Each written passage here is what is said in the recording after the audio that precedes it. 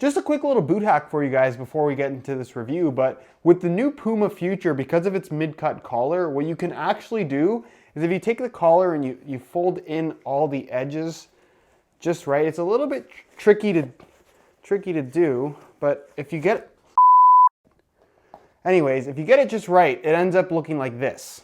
What's going on, guys? Josh from SoccerReviewsForYou.com, bringing you my review plus on-feet video of the brand new Puma Future 18.1 Net Fit Low. This is the alternate variation of the new top-end Puma Future that most people don't know about because Puma has not given it any marketing attention whatsoever. Now, what's different about this shoe is not the net fit system, it's not the base upper. That's pretty much identical. Sole plate and stud pattern also stays the same. However, you notice at the back, it is cut significantly lower. Dare I say it's kind of old school in terms of its rear construction, featuring a different lining with a lot of extra padding and just a different cut in general that I would argue is actually more comfortable than the mid-cut variation. You'll also notice that through the middle, it doesn't have a knitted material, it actually has a regular tongue, which is extremely rare for top-end models these days, as they almost all seem to have one-piece uppers. So if you're not a fan of one-piece uppers, you might like the Puma Future 18.1 Low. We're gonna go over all the details in today's video, including talking about whether or not this is the better buy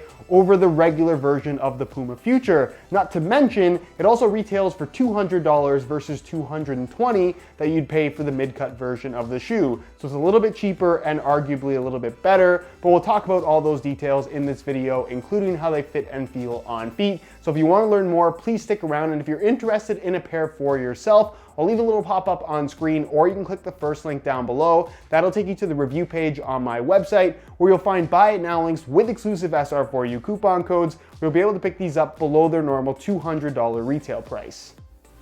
Included with the boots is a box, and inside that box you get instructions, which are pretty meaningless. You also get an extra set of neon yellow laces to go along with the black ones already included on the shoes. Now let me start off by saying that the regular mid-cut variation of the Puma Future doesn't really feel like other mid-cut shoes out there in regards to the cut and overall construction. It honestly feels like more of a low-cut shoe. However, that's not to say that there isn't a significant difference between these two versions of the Puma Future. The most significant difference being the amount of padding that you're going to have not only through the heel liner, but also along the sides of the lining as well. Basically, both of these shoes have the same synthetic suede lining, but you'll notice you have a pretty significant amount of padding here, more or less a normal amount, I would say, in the low-cut variation. Whereas on the mid-cut version, while I can't really show you because it's very dark in there, there is significantly less padding. Not to the point where the shoe is uncomfortable, but I think when you're able to try these on side by side, it's hard to argue that the more padded heel area of the low-cut version simply just isn't more comfortable, because I definitely find it to be a lot more comfortable. In regards to the collar and whether or not it really adds anything to the experience, in my opinion, no. I will say that I think that this is probably the coolest looking collar on any soccer cleat right now.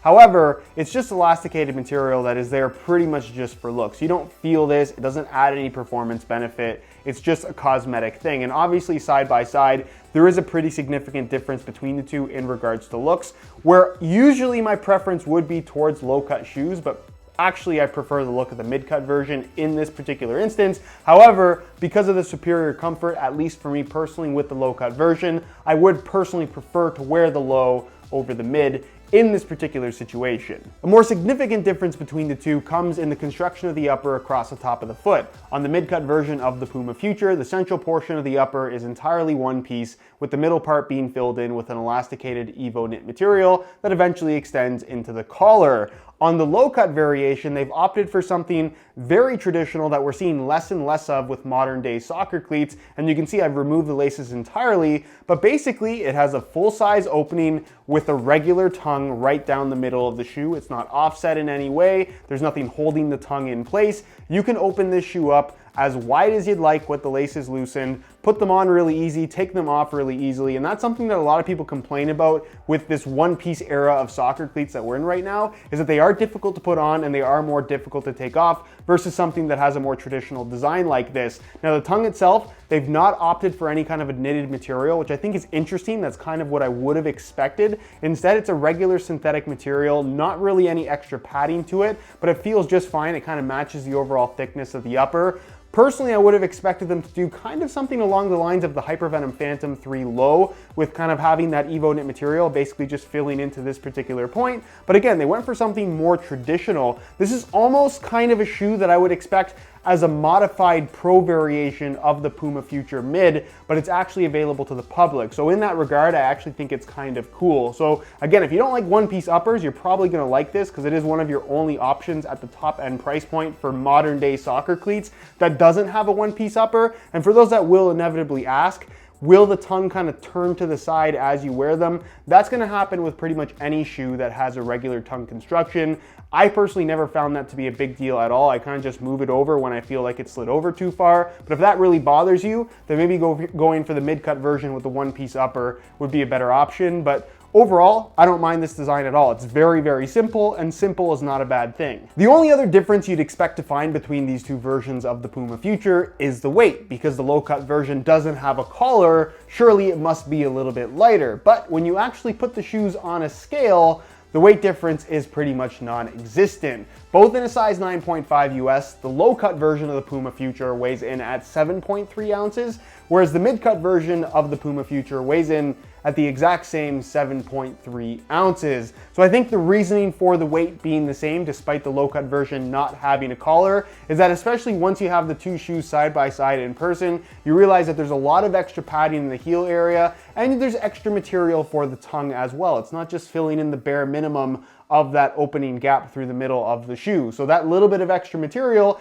makes for a little bit of extra weight, which makes both of these shoes have the exact same weight. So if weight was a deciding factor for you, it shouldn't be because there's no difference between them. One minor quirk of this low-cut Puma Future that isn't necessarily a negative, but I found it to be strange given the low-cut form factor of the shoe, is that it doesn't have lace holes at the top. Obviously, this shoe uses a net fit system, so basically every hole within the netting is a lacing position. However, for a low-cut shoe like this to not even have a lace hole at the very top, which typically you'll find in any shoe that has this type of construction, I found to be a little bit unusual. However, it has no major impact or significance in terms of heel lockdown and just a general fit of the shoe. I just thought it kind of looked a little bit strange. So with all of those changes in mind, the main elements of the Puma Future remain the same on the low-cut variation, meaning that the performance characteristics for the most part are pretty much identical. The difference here is going to come slightly in the fit and mostly in the comfort aspect. And again, that's not to say that the mid-cut version is less comfortable or more comfortable. It really does come down to personal preference. We'll talk about that more during the on-feet portion of the video. But to get the gist of this shoe, it's an Evo knit base for the upper itself, and then their net fit material, or their net fit technology, I should say, running across the entirety of the upper with some extra fuse in certain areas as well, where basically the netting is covered up completely, but you can see the areas where the netting is exposed. Basically, you can thread the laces through in whichever way you want. Right now, I have them laced up pretty traditionally, just straight up and down on either side. However, you can really change up the overall feel and to a certain extent the lockdown and responsiveness characteristics of this upper based on how you lace them up. I personally recommend that you should always have the laces kind of crossing over the top of your foot. That's how you're going to get the most amount of structure and responsiveness out of the upper. And I will go as far as to say that having the proper setup on this shoe will make a legitimate difference in terms of how positive or negative your experience will be with the Puma Future in general. If you want a little bit more lockdown to the upper, you use the lower lacing positions. If you want them to expand a little bit more at the lower portion, maybe he has a slightly wider foot,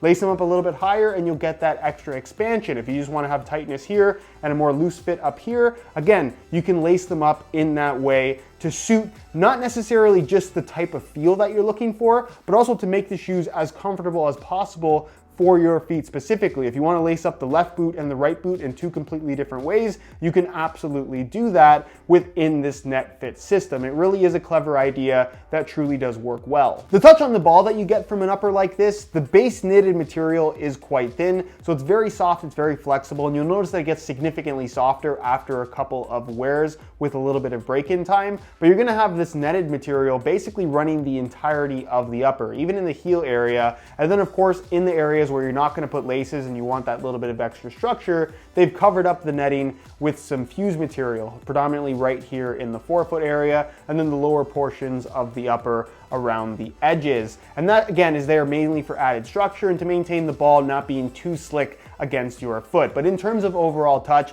I would definitely describe this as a thinner shoe overall, although I wouldn't necessarily go as far to say that it's a true barefoot sensation. It's thin, it's soft, it's flexible. It does have that kind of sock-like experience on your feet in terms of how it moves with your foot, but it doesn't necessarily feel all that soft. There's not really any extra padding to it, but there is definite thickness there just because you have multiple layers of material. If I had to compare it to another shoe on the market right now, maybe something like the Hypervenom Phantom 3, although that shoe does feel slightly more padded and definitely softer when you're comparing it to the Puma Future. So in that regard, it's a pretty unique shoe in terms of how it feels. However, I definitely think that the overall touch and experience of the shoe is on par with just about any top-end model out there right now. At the back, you'll find the shoe has an internal plastic heel counter that does seem to be a slightly different shape than what you'll find on the mid-cut version, which isn't too surprising considering it is a completely different construction. Inside, the heel liner is a nice synthetic suede, like I mentioned,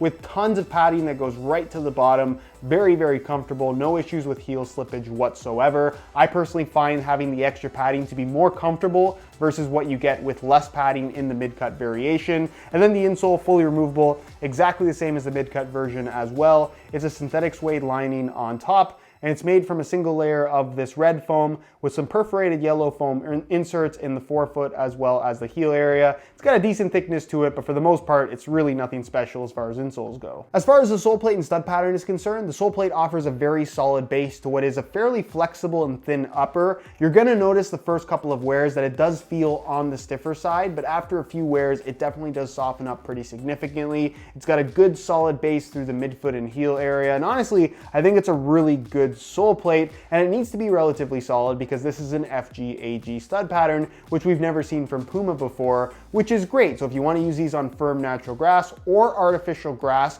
whether you play on both or one exclusively, it's going to get the job done on both of those surfaces in regards to traction, keep you nice and safe, and also the shoes are going to hold up from a durability standpoint, which often you will not find when you wear firm ground shoes on artificial grass, just as an example. As far as the stud pattern itself is concerned, you can see it's a combination of bladed and conical studs, mostly conical studs. The blades are right here at the base of basically this X pattern that you have through the midfoot. So at the base of the heel and then the base of the forefoot, with conical studs at the back of the heel and then filling in pretty much the majority of the forefoot, 2 on either side, and then 3 right down the middle, one kind of going very dangerously close to the tip of the toe, although as you can see, it's significantly smaller, and honestly, I didn't find it to get in the way whatsoever. The traction is kind of a combination of what we've seen over the years from Puma in regard to their Evo Power line as well as their Evo Speed line. I think this is a really good stud pattern, one of the better ones out there on the market.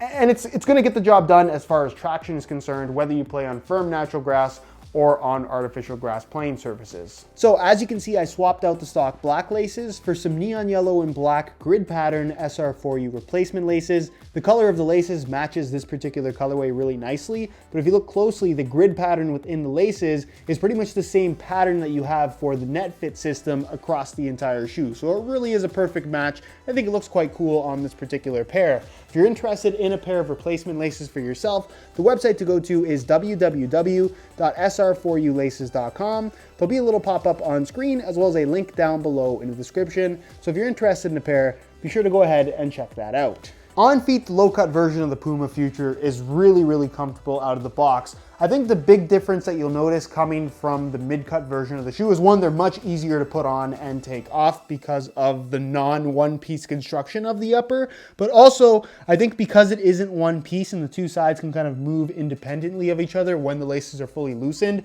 it allows the upper to expand a little bit more, giving the shoe a sense of being slightly wider. So I think if you have really wide feet, the Puma Future as a whole, mid or low, I think is a pretty solid option for you, but I definitely would go as far as to say that the low version does fit slightly wider because of this upper construction. That's a little bit more traditional, but that shouldn't be too surprising. Although with the NetFit system, whether you need the shoes to fit really tight or you need them to fit a little bit wider, you can adjust the lacing so that they fit you just right, or at least the way that you want them to fit. You can see on the right foot, I've kind of done the laces up in the way that I personally like to wear them, where I laced them a little bit lower on the lateral side just to make that as responsive and locked in as possible. Whereas I'm slightly flat-footed, so I'd rather not have the midfoot kind of squeeze the bottom part of my foot. I find that a little bit uncomfortable, so I laced it a little bit higher so it allows for a little bit more expansion. But again, once you get the shoes, it's something you kind of have to play around with to get the right fit in regards to comfort, as well as the performance characteristics to a lesser extent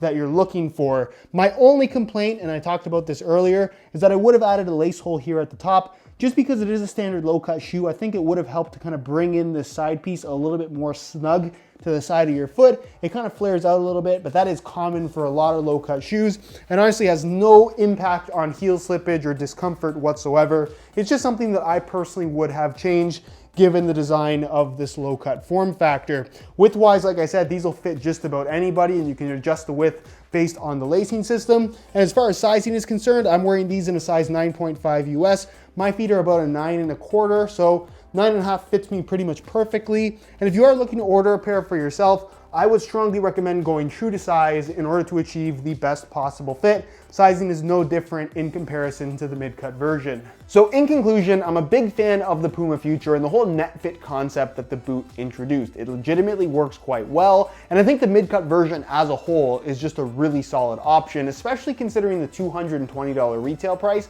which is by no means cheap, but it's a lot less expensive than some of the flagship models that are highly desirable from brands like Nike and Adidas, but is easily on par from a performance and quality standpoint. Now that we have the low-cut variation as an option for $20 less, again, 200 bucks, not cheap, but significantly less than a lot of options out there at the top end price points.